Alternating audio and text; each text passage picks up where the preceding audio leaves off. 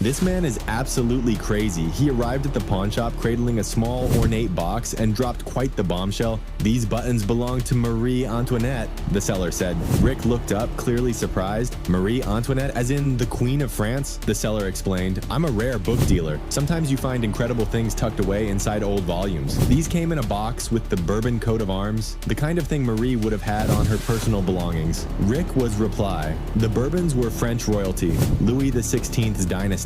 When Marie married him, she became part of that family. Of course, her story didn't have a happy ending. All that extravagant spending at Versailles, while ordinary people were starving, eventually led to revolution, as Rick put it with his typical directness, and the French decided the best solution was just to chop their heads off. But the seller wasn't there for a history discussion, he had business in mind. "I'm looking to get $10,000 for these buttons." Rick carefully opened the box. Inside were brilliantly sparkling gems, what he recognized as paste diamonds, a special type of leaded glass designed to look like the real deal. Flashy, elegant, and definitely fit for a queen. A complete set like this is pretty rare, the seller pointed out. Most of them don't survive intact after all these years. Rick had to agree there was something here. There's always been a strong market for royal memorabilia, and Marie Antoinette, she's still fascinating people centuries later. But then Rick spotted something that changed everything. He pointed to a small detail on the box's crest. "See this part of the design? This element was added after Napoleon came to power. We're talking post-revolution here, which means Marie Antoinette couldn't possibly have owned this. She was already dead by then. The royal connection was genuine, just not to that particular queen."